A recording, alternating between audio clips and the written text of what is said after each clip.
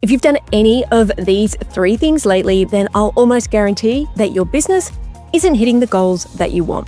Resizing a Canva image, uploading a product to your website or POS, reply to a customer email asking where their parcel is at, or whether a specific product is in stock, or any other product-related details.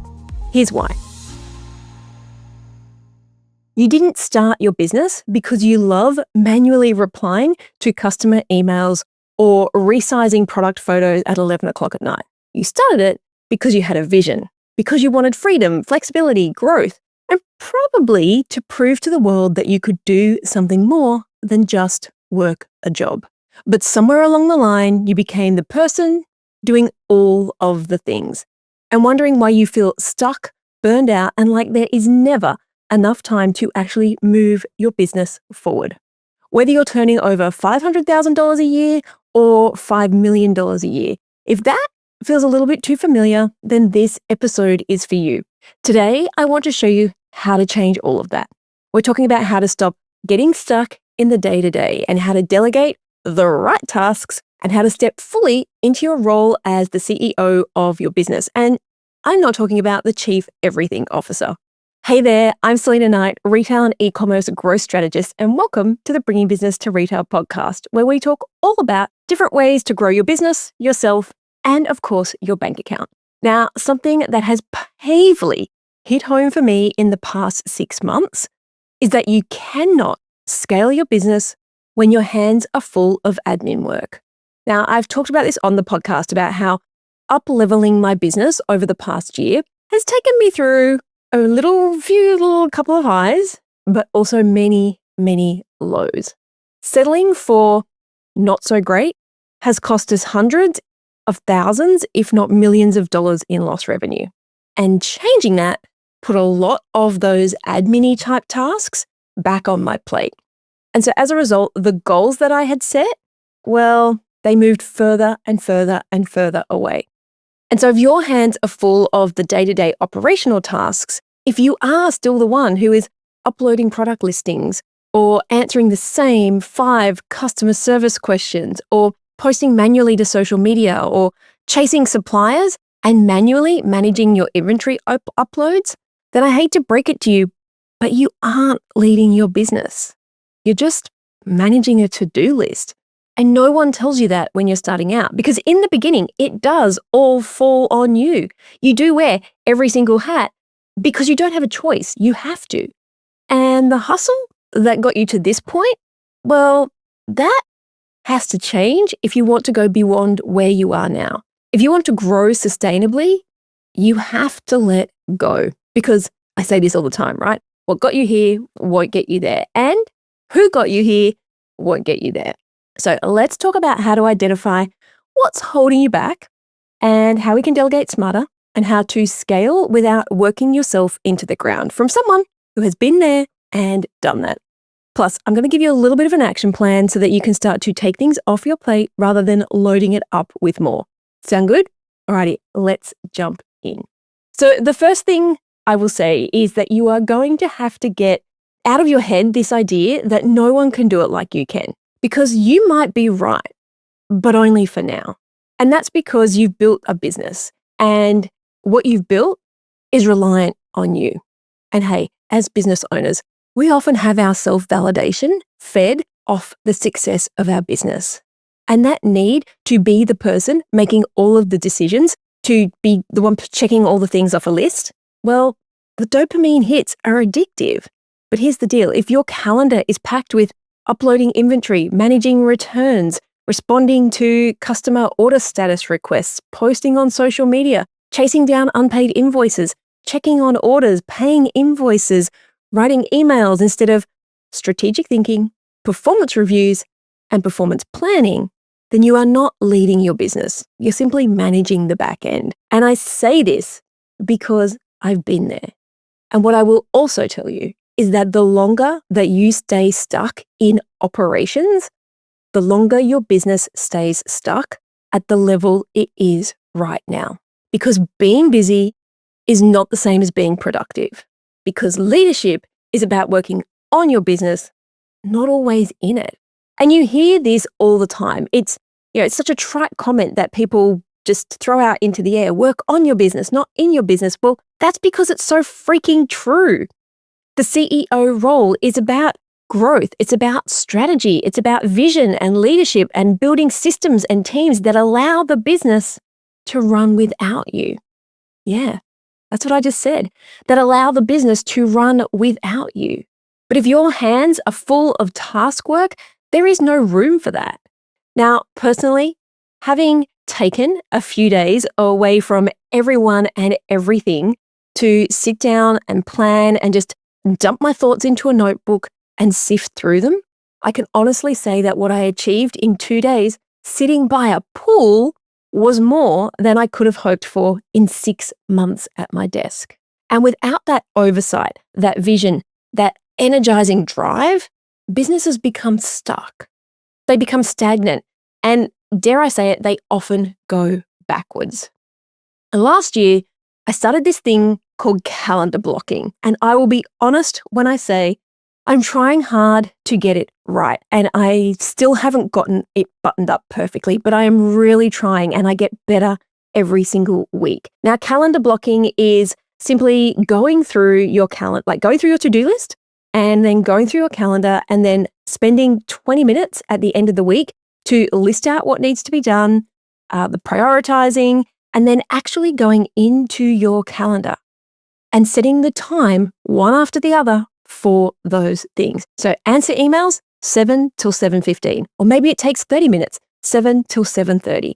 And then you might come in and you might check over your sales and you might spend 15 minutes doing that. So that's from 7:30 to 7:45. This sounds so anally retentive. And that is what I thought too. It's like, realistically, I don't want to be that micromanaged. But trust me, just give this a go. Trust me when I say that spending 20 minutes at the end of each week to, first of all, prioritize. That was the big thing for me. I had a massive list of things, but what had to be done on Monday? And then what had to be done on Tuesday? And the thing was, I now get my team to do this as well. So I will look at their calendars and come back and go, well, they're not going to get me that information according to their calendar until Wednesday. I had allocated time on Monday. I now have a choice to make. I either get them to have a discussion and see if we can move that to Monday, or I need to change out my calendar so that I'm working on that thing on Wednesday afternoon or on Thursday. And all of a sudden, you start to see that there are massive gaps in your day that you're probably just wasting.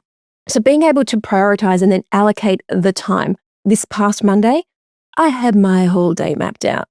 And it was so refreshing to just see the little timer come up and go, right, okay, my time for that is finished. I need to move on. What I also realized is there were some tasks that I had allocated like half an hour for, but the reality was when I did it, it took me an hour. But what I had done, because I wasn't 100% sure, is I'd actually built some buffers into that day. And then I had some ideas of what I could do if I didn't end up using that time. So doing all of this really reinforces where your focus is going. And it highlights those glaring inconsistencies about what you spend your day doing. And it's funny because when I suggest this, so many people tell me there is no possible way I can plan out my day.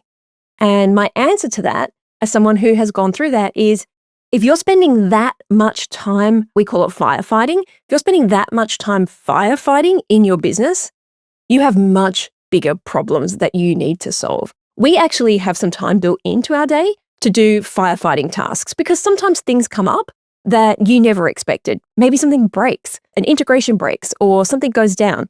So I will actually add in firefighting time into particular days. Now, if I don't use it on one day, then I can simply move something else up into the day before. But trust me when I say, if you think that you cannot allocate your time in a day, I would really urge you to sit down and look at what the heck you're doing. Because you should be able to map out a large portion of what you do each day. So let's move on to how do you identify the tasks that are stealing, let's call it your CEO energy, because your CEO energy is the vision, it's the pizzazz, it's the thing that you bring to the business that spurs on the rest of your team. Because if you don't have that, if you come to the business with no energy, that gets felt. And if you're not 100% in, you cannot expect your team to be 100% in. So let's look at the things that are sapping or potentially sapping your CEO energy. And let's make this super practical. I want you to take 1 week, just 1 week, and write down every single thing you're doing in your business. Every single thing. You can use a notes app on your phone. You can use a notebook, whatever. You can use voice memo. Whatever it is, I just want you to write down what it is you do. Is it inventory uploads? Is it answering DMs? Is it posting on Instagram? Is it customer follow-up emails? Is it checking your emails 12 times a day? Is it scheduling product launches? I just want you to write it down. And if you are super type A like me and have your calendar handy at all times, it's easy to literally block out the time that you are spending on each thing. Going back to that calendar blocking thing, but what we're actually saying is let's go a little step before that, is before we even do the calendar blocking, let's just map out what we're doing. Where are we spending our time? And you will start to see patterns, I promise. And then at the end of the day, you simply review where all of your time went and you ask yourself these 3 questions. 1, does this task need my personal touch? So do you have to do this thing? I have to do this podcast. I have to turn up and record it because it's my podcast. But I don't have to answer every email. So the first question you're going to ask is, looking at your tasks, does this particular thing need my personal touch? And I'm going to say something here, is if the answer is it is a product specific question, the answer should be no. There should be someone else on your team. Again, this comes back to the fact that you don't have the systems in place. So first question, does this need my personal touch? The second question, does this thing directly drive revenue? And if so, how much? It's the end, the bit on the end that makes a difference. So you might find that allocating your tasks is quite easy, but what you might find is that you are defaulting to things you actually enjoy doing. But there are things that maybe you don't enjoy doing, but if you sat down and put the time into them, you would generate a lot more revenue. So I want you to be honest. Does this task that you wrote down drive revenue? And if so, how much? And then moving on, could somebody else be doing this at a lower hourly rate than what my time is worth? Big one, right? Even managing your team doesn't necessarily need to be you. You could put a store manager or an operations manager in place, and then you would only have to be looking after that person. So if you're spending a lot of time managing your team, maybe you need somebody in between. So those 3 questions, can someone else be doing this at an hourly rate than what my time is worth? Does this directly drive revenue? And if so, how much? And does this thing need to be done by me? Simple. And if the answer is no, it doesn't need you personally. Yes, somebody else could absolutely do this. That task goes on your delegate list. Because here's the thing, just because you can do it doesn't mean you should do it. So don't fall into the trap of, I'll just do it myself because it's faster. Because maybe for one task, one time, that's true. But over weeks, over months, over years, not so much. That mindset is what actually keeps you stuck exactly where you are. So you've got your list or your calendar. What's next? Well, the first step is figuring out where can you bring in some support, or even better, my favorite, automation. You would be surprised at what you can automate. And I am constantly surprised every single day at how amazing AI is, or even just automation is. They don't have to be the same thing. Looking at all of these things that don't need your personal touch, is there anything that you can either get some support in for or delegate to your team or automate? So what that might look like is maybe you get a virtual assistant in to handle your customer service, your product uploads, or your social scheduling. Or maybe you might bring a freelance graphic designer in for creating all of the images that you need. Or maybe a freelance email marketer in if you're spending an awful lot of time doing emails. Then look at automation. Tools like Klaviyo for your abandoned cart sequences, Zapier for connecting lots of systems together. I love ManyChat for super quick customer responses, apps like Gorgeous or other support ticket systems where you can literally build in an AI knowledge base. 80% of your questions could actually be answered by AI. And the best part about that is, well, two best parts. One, for you, it's much cheaper than it is for you to hire somebody, but two, your customer gets a response straight away. Let's bring this back to what it might look like for you. Let's say you spend 3 hours every week replying to those emails that say, "Where's my order?" We all get them. If we go right back to the beginning, a simple email marketing Klaviyo flow that is triggered when somebody makes a purchase could send all of the updates for you. And it could answer all of those questions if you haven't got that part set up yet. But if you want to go even better, using those conversational AI apps like Gorgeous literally removes the work of a person. Even if you don't want to do support tickets, even inside of your email, there are other apps like Lindy that you can put your knowledge base in who will reply to your emails for you. So you could be doing all of this in your sleep and your customers are getting answers straight away. So let's work this out. Let's say you get 100 support tickets a month and each ticket takes you 5 minutes to open up Shopify, check the order, and then write a reply. That is 500 minutes a month or 8.3 hours. That is literally a full day every month that you are losing to something that does not need to be done by you. In fact, it doesn't even need to be done by a real person. AI will do this for you, and it will do it for you for less than $100 a month. So think about that. Losing a whole day of productivity, either for you or even for someone on your team, for probably less than $100 outlay. And then thinking about it as a business owner, how much money have you lost as a result of spending that 8.3 hours answering a rote question? What else could you have been doing, or your team, in a full day? What could you have been doing to grow your audience or to build partnerships or to plan your next revenue generating promotion? Or what could your team have done in that time? Maybe they could have done some follow-ups with people who ask questions about a product. They could have been generating revenue. So can we take a moment just to expand on this? Let's just zoom back out for a moment. Some of you might be using AI already, and others may have put it on your to-do list. And it is really easy to see all of the things it can do and be overwhelmed and end up down the rabbit hole. But the reason that retailers stay so trapped in these low-value tasks isn't just because they don't want to let go. I think that is a primary fact. But the real reason that they get stuck in the day-to-day might not be that they're bad at time management. It might be because of a thing that I call a knowledge deficit. So it's the cost of not knowing that there is a faster, easier, more efficient way to do things that are eating up your time. So you might have been listening to this podcast going, I've never heard of Gorgeous. I'm going to go and have a look. If you are, it's spelled Gorgias. Or I've never heard of this thing called Lindy that could do my emails. That is a knowledge gap and the cost of not knowing that there is something out there. So the knowledge deficit, the knowledge gap, is the difference between what you know, what you don't know, and then what you don't even realize you don't know. So business strategist Alex Hormozi, $100 million business, he says the bottleneck in your business is almost always you. Not because you're not working hard, but because you haven't learned how to solve the next level problems. And I see this play out all the time.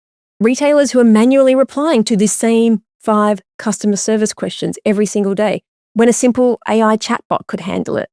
If you took the time to build the knowledge base, you might be spending hours writing custom order follow-ups or product-specific answers when another system could automate that for you in 15 minutes. Maybe you're still manually posting to Instagram one post at a time when you could be batching content and scheduling it out with Later or Planoly. And I'm not even going to get into the benefits or the downsides of posting organically versus posting with an app.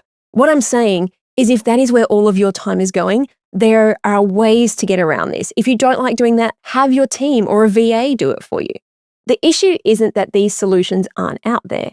The issue is you don't know how to set them up, or you don't even know that they exist, or you haven't prioritized learning how to do that or having someone on your team learn how to do that.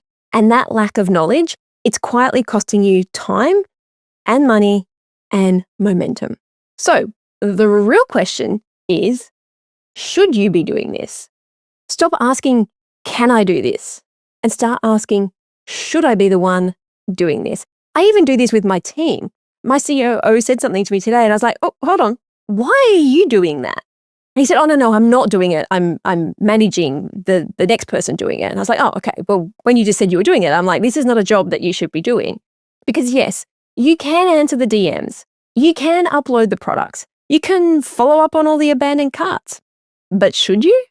It might feel quicker right now, but it is not cheaper in the long run. It's not smarter. And it is definitely not scalable. If you want your business to grow, you have to think about, does this work at scale? And this is a question that I come back to the team all the time. They might put something forward and I'm like, right, so when we 10x, is this still going to work? And if the answer is no, I have to work out why and if it is worth implementing in the short term. Sometimes the answer is yes. It's like, well, it will get us to 5x. Great. And then we'll have different systems in place to get us to 10. But sometimes the answer is, well, it should be perfect now. It should be exactly the samely perfect. I'm going to go with those words. It should be perfect now. And when we 10x, it should be the samely perfect. That's my made up word. Your job is to build the system, not to be the system. And every hour that you spend doing $15 an hour work is an hour that you're not spending on $500 an hour leadership. Okay, Sal has had her little rant and hopefully you've got it through your head that That sounds very, very autocratic, doesn't it? Hopefully it is sinking in that there are better ways to do things in your business. So I promised you an action plan. Here's what it looks like. I want you to take action today. While you're listening to this podcast, I want you to open up that note, take an app or grab that piece of paper that you are going to start tracking your time and write, listen to a podcast. So make that task list. And then step 2, I want you to highlight the tasks that don't require you. And then just choose one task to delegate this week or this month. If it's a big thing, it might be this month. It might take you time to build the processes and the systems for somebody else to do it. But it might be something that you've just held on to because you always have. So just choose one thing for you to delegate or automate this month. And then find the right person or the tool. Spend a bit of time looking at whether that's going to be a virtual assistant or a freelancer or maybe an automation platform. And then, this is where it gets interesting, document the process. So train once and free yourself up forever. There are so many tools to document processes. A free tool called Scribe AI, I think it's called. It will literally, for free, map what you're doing on your screen and create an SOP for you. I go so far as to say, set your camera up on a tripod while you're doing something. This is how we pack an order. It doesn't have to be flash. It just has to be watched so that somebody else can do it. So document the process, train once, free yourself up forever. Remember, this is not necessarily about hiring a full team overnight or AIing or automating everything. It's just about taking the first step towards getting out of your own way. Because every task that you take off your plate is one more hour that you get back to lead and grow your business. If you are feeling overwhelmed or stuck or like your to-do list runs your life, it is not about hustling harder. It is all about delegating smarter, getting out of the weeds, stepping up, closing that knowledge gap. Because your business doesn't need another admin assistant. But actually, as I say that, your business probably does need another admin assistant. That just shouldn't be you. You need to be the visionary, the strategist, the leader. And if this episode gave you that little bit of a push that you need, I would love it if you could share it with a fellow retailer who is stuck doing all of the things. Tag me on Instagram. Let me know, what is the first thing that you're going to automate or delegate? And if you want real support, not just in knowing what to automate or delegate, but building the systems that make scaling possible, check out my Scale Your Store Accelerator over at selinaknight.com/accelerator. I'll drop the link into the show notes.